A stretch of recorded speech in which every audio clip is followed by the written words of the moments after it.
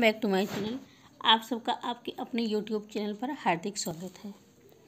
जैसा कि इस समय हर किसी को पता है, प्रेरणा ज्ञानोत्सव चलाया जा रहा है। 100 दिन का यह कार्यक्रम मिशन प्रेरणा के लिए है और ये उपचारात्मक शिक्षण है एक प्रकार का। तो इसके लिए बहुत प्रकार के विचार मन में आते हैं कि कैसा आदेश है, इसमें किस प्रकार करना है। तो ये हम बताना चाहेंगे कि ये एक प्रकार का ये ऐसा कार्यक्रम है कि विद्यालयों का पुनः संचालन किया जाएगा, समझिए एक प्रकार से। और कोविड प्रोटोकॉल का पालन करते हुए अभिभावकों से एक प्रकार की अपील है कि वो अपने बच्चों को विद्यालय भेजें और प्रेरणा ज्ञानोत्सव के माध्यम से उनका आरंभिक आकलन किया जाएगा और उनको इस स्तर तक पहुंचाना है कि वो आगे की पढ़ाई में सबके साथ आगे बढ़ सकें, उनको तैयार करना है। तो इसमें हम रिमेडियल टीचिंग के लिए, हिंदी के लिए रिमेडियल टीचिंग के बारे में जानकारी देंगे आपको। तो आइए आप लोग इसके लिए वीडियो को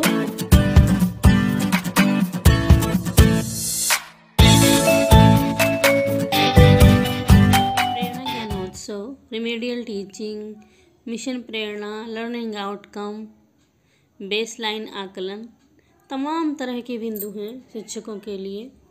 कभी कभी समझ में नहीं आता कि इनमें क्या करना है क्या नहीं करना है।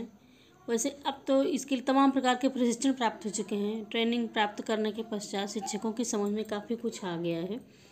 तो आज हम रिमेडियल टीचिंग हिंदी के लिए कुछ जानकारी लेकर के आए हैं। तो आइए इसको देखते हैं। विद्यालय खुलते ही प्रेरणा ज्ञानोत्सव कार्यक्रम चलाया जाएगा, ये तो सभी को पता है। 100 दिन का कार्यक्रम है ये। और मिशन प्रेरणा को सफल बनाने के उद्देश्य से 100 दिन का एक विशेष उपचारात्मक शिक्षण अभियान है ये। प्रेरणा ज्ञानोत्सव कार्यक्रम में हिंदी भाषा के उपचारात्मक शिक्षण में निम्नलिखित बिंदुओं पर ध्यान दिया जाएगा। नंबर 1 पर क्या है देखिए, उपचारात्मक शिक्षण के दौरान कक्षा 1, 2 और 3 के लिए भाषा के 3 कालांश होंगे। नंबर 2, कक्षा 4 और 5 के लिए भाषा के 2 कालांश होंगे। अब देखिए बेस लाइन आकलन क्या है। कक्षा 1 को छोड़कर बाकी 2, 3, 4 और 5 का बेस लाइन आकलन होगा। शिक्षक संदर्शिका में भाषा का परीक्षण प्रपत्र भी दिया गया है। और देखिए बेस लाइन आकलन कैसे करना है ये जान लीजिए।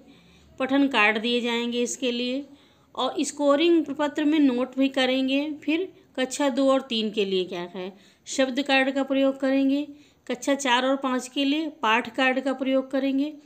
कक्षा और 2 और 3 का आकलन कैसे करेंगे, बेस लाइन आकलन के बाद 2 समूह बनाए जाएंगे।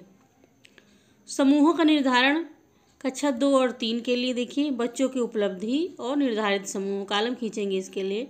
अब बच्चों की उपलब्धि क्या है, अगर बच्चे 10 या उससे कम शब्द पढ़ पाते हैं तो ये समूह 1 में रखे जाएंगे। और यदि 11 या उससे अधिक शब्द पढ़ लेते हैं तो समूह 2 में रखे जाएंगे। और इसके बाद समूहवार गतिविधियाँ कराई जाएंगी। तो देखिए समूह 1 कालांश और कालांश 2 और 3 में।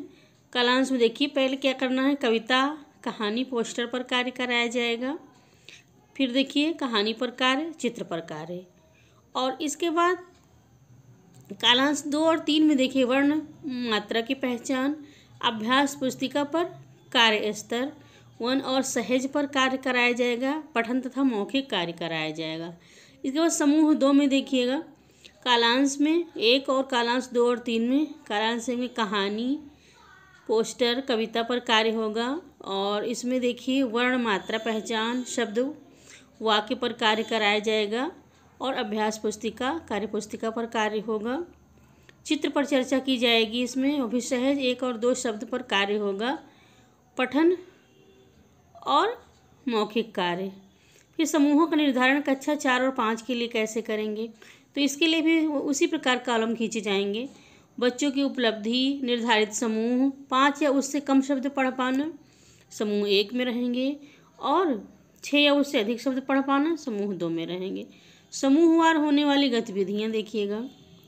समूह 1 में क्या होना है, कालांश 1 और कालांश 2। कालांश 1 वर्ण तथा मात्रा की पहचान, शब्दों को तोड़ कर पढ़ना, इसको ब्लेडिंग कहते हैं, शब्द और वाक्य पठन। और कालांश 2 में डिकोडिंग और पठन पर कार्य होगा। पाठ्य पुस्तकों पर आधारित अभ्यास कार्य कराया जाएगा, लेखन कार्य होगा। वर्ण अक्षर को उच्चारित करते हुए कॉपी पर लिखना, ग्रिड से शब्द बनाकर लिखना और पढ़ना, शब्द एवं वाक्य आधारित लेखन कार्य कराया जाएगा। इसके बाद देखिएगा समूह 2 में कालांश 1 और कालांश 2।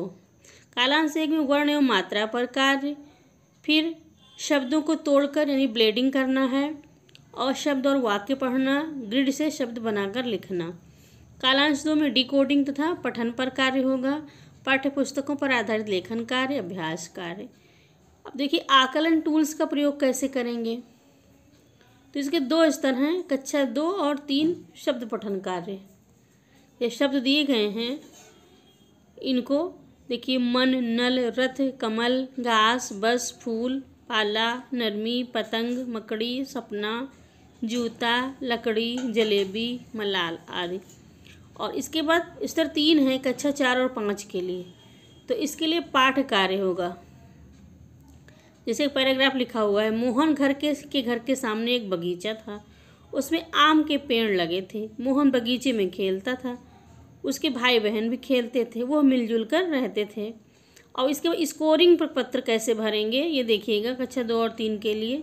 तो स्कोरिंग प्रपत्र के लिए देखिए यहाँ पर क्रम संख्या है और ये शब्द लिखे गए हैं, और कौन बच्चा किस प्रकार से उसको सही लिखता है, किसने कितना सही लिखा। अगर उसका सही है अर्थ तो उसी हिसाब से उसकी स्कोरिंग की जाएगी।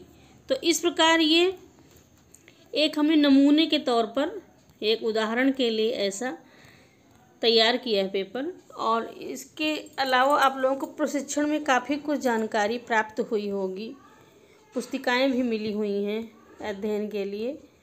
तो इस प्रकार बेसलाइन आकलन और ये समूहवार गतिविधियाँ, समूहों का निर्धारण, इन सब चीज़ों का कार्य जो आप लोगों ने देखा इसमें समझा।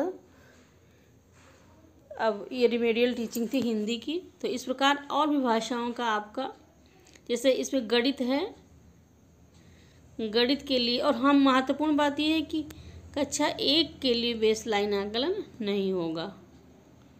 आप सबका